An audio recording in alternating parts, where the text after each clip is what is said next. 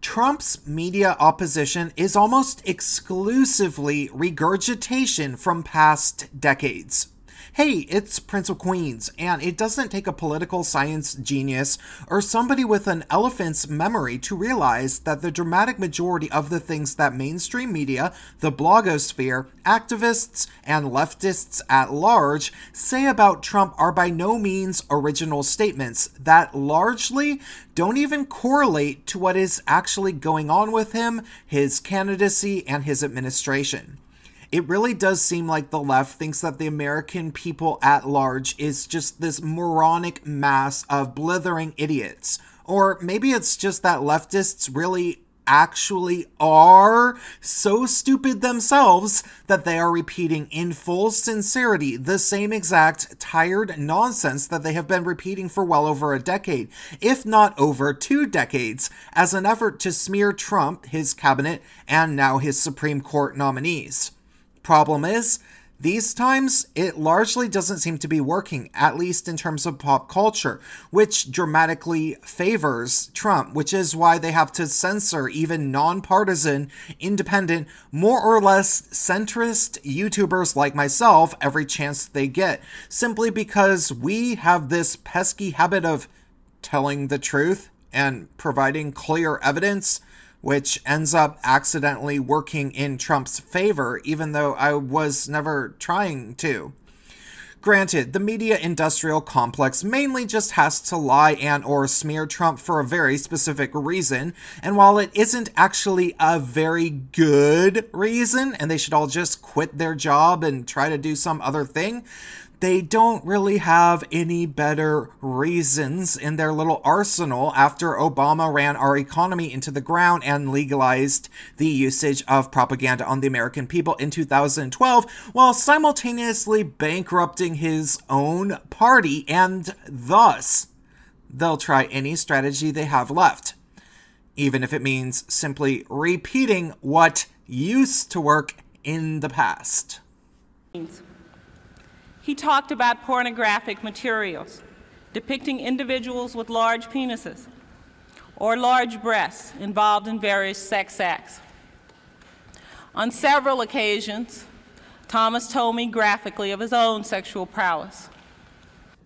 In case you are one of my occasional Generation Z viewers, that's Anita Hill, who testified against the appointment of Justice Clarence Thomas in 1991, right at the end of Republican President George Bush Sr.'s first term, who, might I remind you, was an additional Republican term that rode at the end of the Ronald Reagan administration, meaning that the Republicans had been in office for 12 years, I guess 11 at the time of that footage.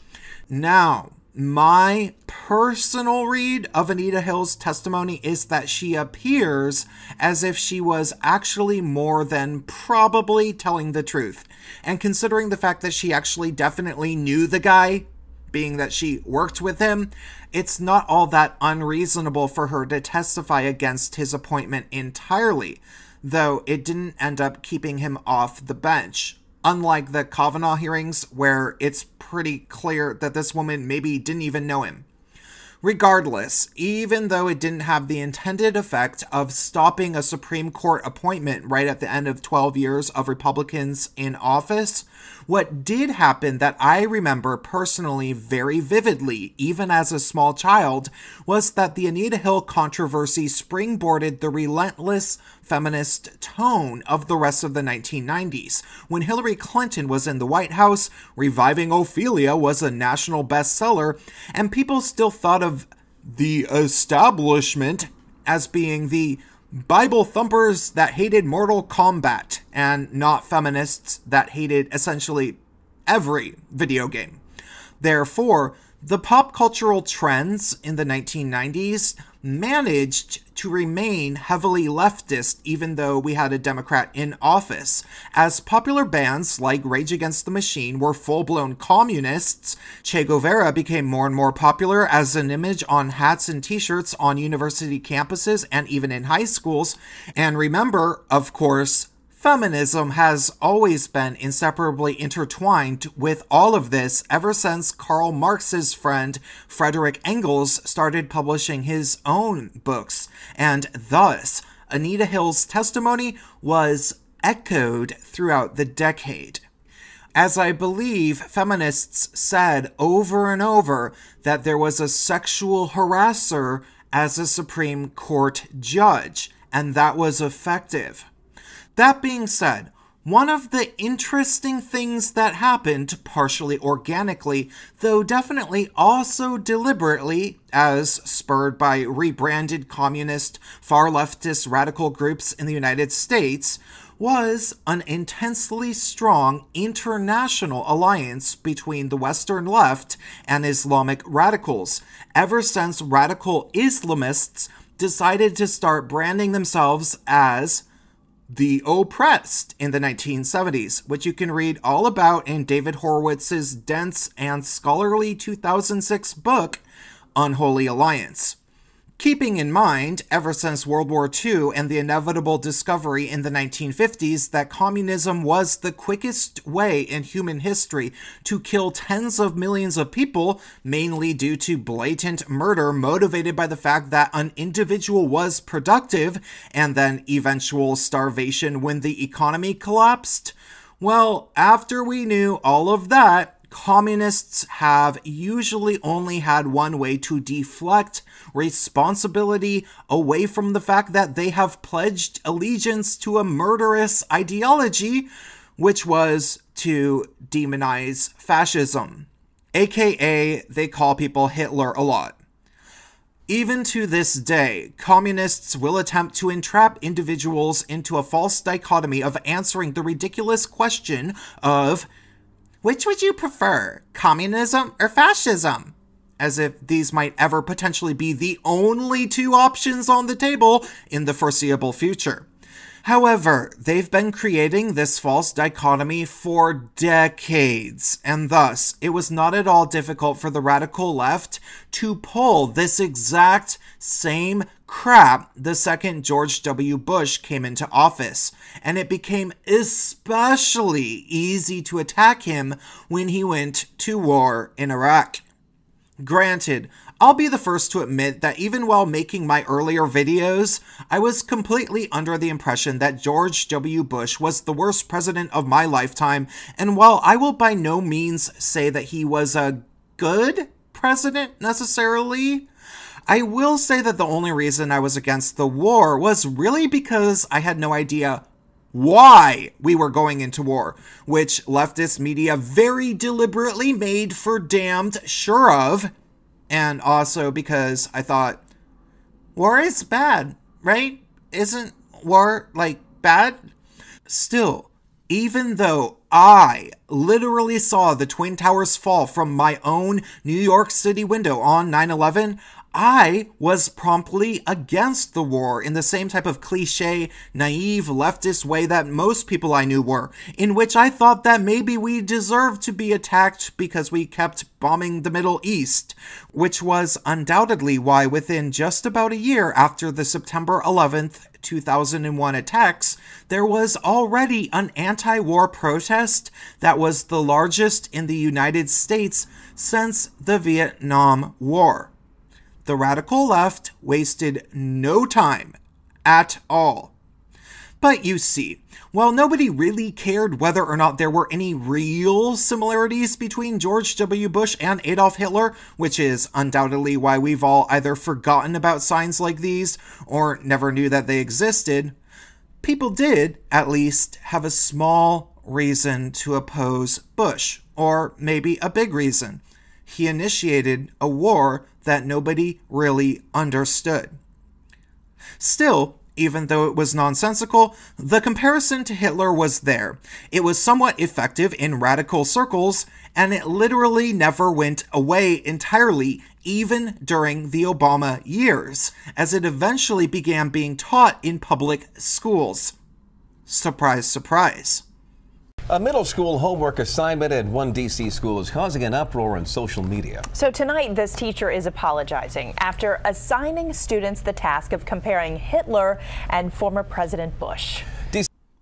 While examining this footage, the thing to remember is, while that fringe aspect of the anti-Bush rhetoric was initially mostly confined to on-the-ground protest activism from radicals who were LARPing even back then in the same type of way that they do now, albeit a little bit less violently, hoping to change the world by day and get wasted and talk about the glorious Marxist, Leninist, feminist utopia they'd all end up in at night, this anti-Bush attitude wasn't properly galvanized in leftist pop counterculture until Michael Moore's 2004 persuasive film essay, Fahrenheit 9/11, which made him a massive amount of profit as leftists of every stripe agreed that it was the most important documentary of our times.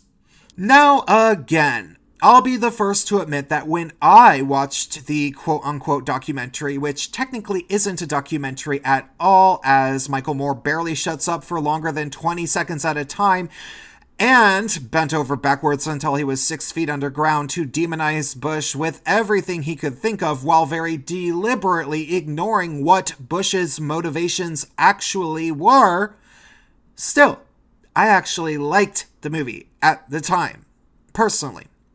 Yes, many people liked the movie at the time. And even though the amount of people like myself who actually watched it, let alone fully drank Moore's Kool-Aid and took it at face value, was a statistically insignificant population of potential voters in the 2004 election that it was released just in time for, I was under the mistaken impression that Bush would be toast in 2004. But, in all cringiness aside, why did I feel that way? Well, let's look. With everything going wrong, he did what any of us would do. He went on vacation.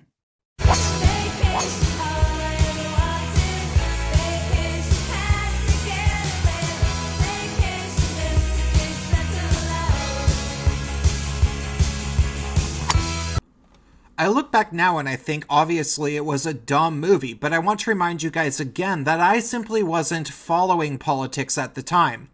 I was finishing up a writing and theater degree in New York City, which I had never lived in until a few years prior when I made the first move of my life in my late teenage years. I was just in my early 20s, and thus it was super easy for me to believe, like so many, that Bush had stolen the election and would be out of office in 2004. I literally wanted to believe that Bush was a horrible president, that the war in Iraq and the war on terror were both entirely unfounded and unjustified, and then hopefully I would go back to living the dream of the 1990s Seattle life that I remember living in prior, which sure seemed kind of cool at the time, at least in hindsight, even though I don't think that I'd enjoy it now.